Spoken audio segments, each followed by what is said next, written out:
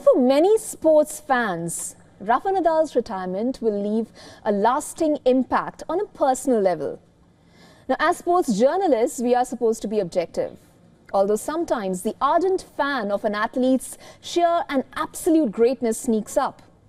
Here's a tribute from WION to the king of clay, who reigned with an unequivocal brilliance both on and off the court.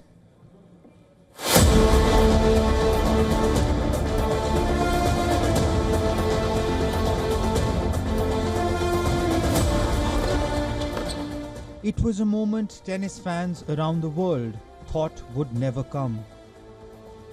Rafael Nadal bidding farewell to the sport that he loves. The Spaniard's exit from tennis is sure to leave a void in the life of not just tennis fans, but the world of sport itself. I mean, as he said, I think he was one of the best ambassador, for tennis. I mean, his legacy is going to be eternal. The words grit, determination and courage are not just associated with Nadal. He has become a symbol of those attributes. But what sets him apart is that while being all those things, he also had remarkable humility. With passion, with love, and with the determination to be as good as possible, no? And I am not the kind of guy that I will say, no, I will not change things, because for me it looks arrogant, no? Of course I will change things, but one thing have been so important for me, because I'm going to leave this professional tour with the calm that and with the personal satisfaction that I give my best almost in every single moment. Arguably, Nadal's greatest legacy is that every tennis fan has a special relationship with him. And it wasn't just because of his greatness on the tennis court. Well, he won 14 Roland Garroses. He has 22, 23 Grand Slams. He's just a nice person. I mean, I've seen him at the Roland Garros. He always signed autographs. He's a great player. I mean, tennis will not be the same without him. Till his last match, he always thought about the greater good and even admitted that he would not pick himself for future Davis Cup matches if Spain happened to go through. I just think that if I were the captain, I wouldn't pick myself to play, given my level today in competition compared to how I have been training. That does not mean that I don't want to play. It is not about how much I want to play. It is about what I think is best for the team. That situation did not arise. Spain were knocked out by the Netherlands in the quarterfinals of the Davis Cup, and Nadal walked into the sunset with his status as one of the greatest athletes of all time firmly cemented. Only Novak Djokovic has more men's singles Grand Slam titles in the Open era.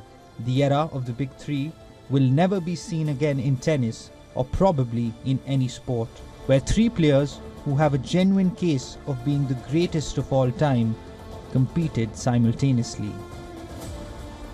In pure sporting terms, Nadal will be remembered as the king of clay, and he earned that title at Roland Garros in Paris. 14 French Open titles, the kind of domination of a tournament that is unheard of in all of sport. And his favorite city paid him the tribute that he deserves. The Spaniard's silhouette was projected near the Eiffel Tower on Tuesday.